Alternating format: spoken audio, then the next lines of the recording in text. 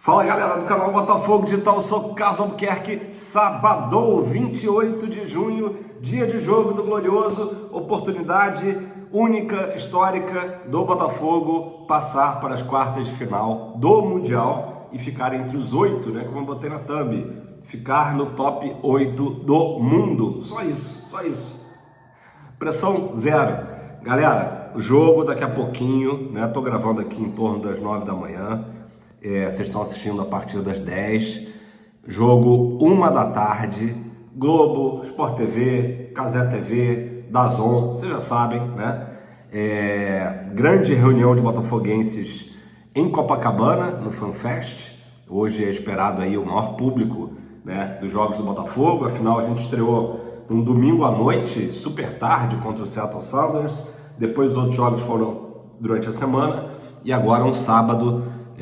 Tempo até aqui no Rio nubladinho, querendo abrir um sol ali, meio solzinho mentiroso e tal.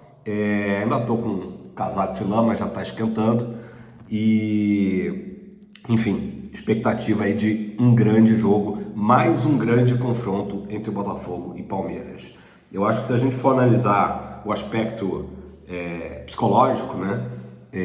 Além da gente já saber que o Botafogo tem um mental muito forte, esse grupo tem um mental muito forte, enfrentou já diversas dificuldades, especialmente ano passado, mas também esse ano, né? Verdade seja dita, o Botafogo teve um início de ano muito complicado, que a gente criticou em vários momentos, né? A forma como que o Botafogo se preparou ou não se preparou, né? No início do ano.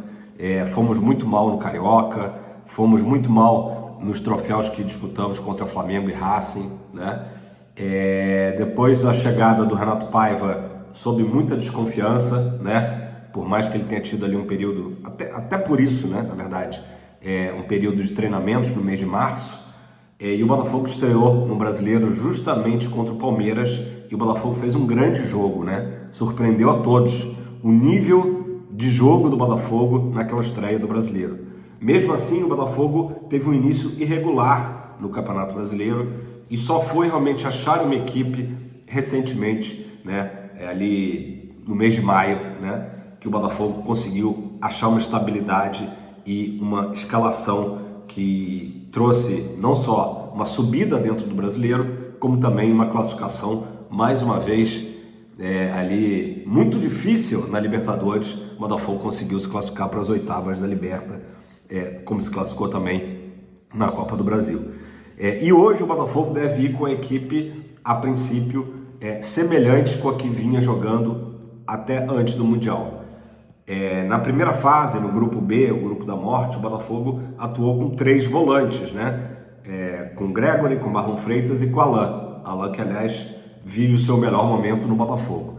Como dessa vez não teremos o Gregory, é meio que natural que o Paiva adote o sistema que vinha jogando no Brasileiro e na Liberta, ou seja, a entrada do Cuiabano ali na ponta esquerda.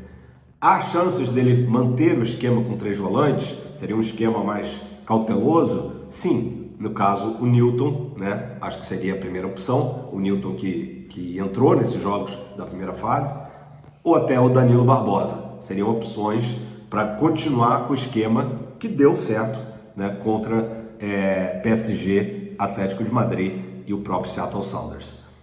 Mas a tendência é que entre o Cuiabano é um cara que tem desempenhado muito esse ano, né? Entrou nesse Mundial, mas sempre na lateral esquerda, substituindo o Alex Telles, mas a tendência é que ele entre hoje na partida, ocupando esse espaço, como eu disse, ali pela ponta esquerda, fazendo a dobra, né, na esquerda com o Alex Telles e Cuiabano, tá? O Jair é uma dúvida de última hora, o Renato Paiva até falou ontem sobre isso, que ele acabou não treinando, o que sempre é preocupante, né? Numa véspera de jogo, o jogador não treinar, ele foi poupado, né? Pode ser que ele vá a campo, né? Não, só saberemos isso ao meio-dia, né? Uma horinha antes do jogo. Prováveis substitutos seria o Caio Pantaleão, né? Contratação recente do Botafogo, que está há pouco tempo com esse elenco, mas enfim, vem treinando, ou David Ricardo, que é uma grata surpresa também desse ano. O Botafogo vinha atuando em vários jogos aí nesse primeiro semestre e se saindo muito bem, né? O David Ricardo, um jogador que eu particularmente gosto bastante. Então, essas são as únicas dúvidas do Botafogo, que deve ter John, Vitinho, Barbosa e, enfim, Jair, vamos dizer assim, né?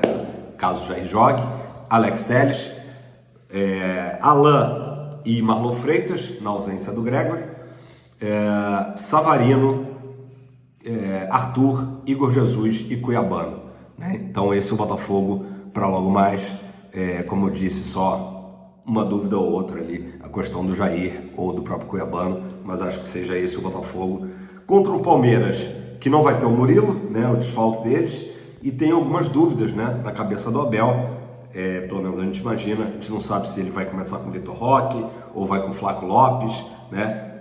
O fato é que o Palmeiras fez um bom jogo de estreia contra o Porto, mas depois apenas, enfim, acabou se classificando sem apresentar um grande futebol, né? A gente não deve se iludir com isso, porque sabe do poderio ofensivo do Palmeiras, sabe que eles estão por aqui, né, engasgados com o Botafogo. Então o Botafogo ele tem uma missão que é até mais difícil, né? Que é confirmar a superioridade que a gente tem tido sobre o Palmeiras, porque não é uma superioridade escancarada, né? Empatamos no Allianz Parque, como eu falei, na estreia do Brasileirão, fomos melhores naquele jogo, mas no final o Palmeiras inclusive teve uma grande chance de vencer, teve uma grande oportunidade, ou seja, é sempre um jogo de grande equilíbrio. Ao meu ver, o jogador que é destaque do Palmeiras nessa competição é o Richard Rios, tem atuado muito bem, né?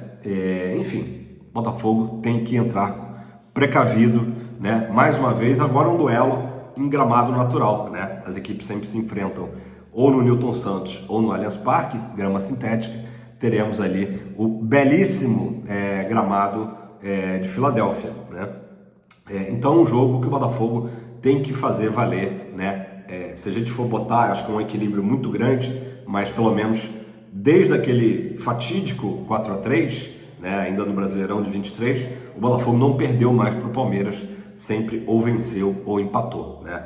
Caso haja empate hoje, importante esclarecer que o jogo iria para uma prorrogação, inclusive o Renato Paiva falou que é tudo que ele não quer, porque o desgaste existe, é uma competição de tiro curto, Copa do Mundo é tiro curto, então seria um desgaste ainda maior, seja para quem for que passe de fase, tomara que o nosso fogão, né? Então tomara, né, até para os nossos corações aí aguentarem as emoções, que o Botafogo decida a partida dentro dos 90 minutos, mas como eu disse, se houver empate, prorrogação normal, 30 minutos, né, 2 tempos de 15, e persistindo empate, penalidades. Tem muita gente apostando, né, que há tanto equilíbrio nesse confronto que pode ser que ele se decida nos pênaltis, né? E aí temos 2 grandes goleiros, né, o Paredjon e também o Everton, né? Quero nem ver, que não chegue, não quero nem prorrogação, quero que a gente decida, claro, dentro dos 90 minutos, como eu disse.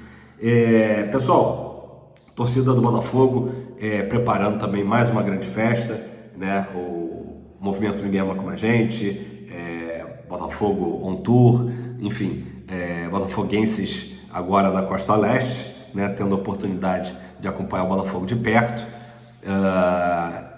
Um jogo histórico, né? Acho que dá pra gente colocar como o mais importante Botafogo-Palmeiras da história, né? O vencedor será um brasileiro já nas quartas de final. A gente sabe que os outros confrontos dos outros brasileiros, né, da dupla Fla-Flu são bem complicados, não quer dizer que eles não consigam, acho que tanto o Fluminense como o Flamengo tem chance de surpreender, né? O futebol sul-americano, né? O futebol brasileiro tem feito bonito nesse Mundial, mas o que temos certeza é que um brasileiro hoje passa e tomara que seja o Botafogo. Eu estou confiante, né? Acho que o Botafogo só precisa ser Botafogo, o Botafogo precisa jogar como Botafogo, fazer o seu grande jogo desse Mundial, né? Fizemos já um grande jogo contra o PSG, que o Botafogo consiga fazer com outras características, né? Mas com aquele nível de atenção, de concentração, de foco, cada bola, cada lance, né? Porque agora, a partir de agora, mais do que nunca, é erro zero. Jogadores pendurados, tá? O Cuiabano tomou um amarelo, O Joaquim Correia, na primeira partida com o Sounders, também tomou. E o Barbosa também tem um amarelo, né? Então a gente já fica ali de cabelos em pé. Mas enfim, o que tiver que ser, será. Óbvio que o Barbosa vai atuar da melhor forma possível. Não dá para também ficar pensando nessa suspensão, né? Porque antes de pensar em quartas de final, a gente tem que, claro, se classificar. Não adianta a gente pensar... A gente pensa só em Benfica e Chelsea quando acabar o nosso jogo, com a classificação, se Deus quiser. E aí a gente pensa quem que vai ser o nosso adversário na próxima sexta-feira, dia 4 de julho, 10 da noite, né? Esse confronto das quartas. Mas, por hora, é Palmeiras. A gente precisa respeitar muito o nosso adversário. Como eu falei no início do vídeo, eles estão engasgados com o Botafogo e tomara que esse engasgo continue aí por mais um bom tempo. Beleza? Tamo junto, deixa seu like. Quero que você comente aqui embaixo qual é o seu placar, qual é o seu palpite pro jogo de logo mais. Para mim, 1-0 já tá ótimo, né? Mas tá aquele tradicional, 1-0, gol do Igor Jesus, né? Mas claro que o Botafogo faça um grande jogo e que vai ser mais um dia aí, mais um sábado, né? Um sábado como aquele, mais um sábado para entrar na nossa história. Tamo junto, fogão pra cima sempre.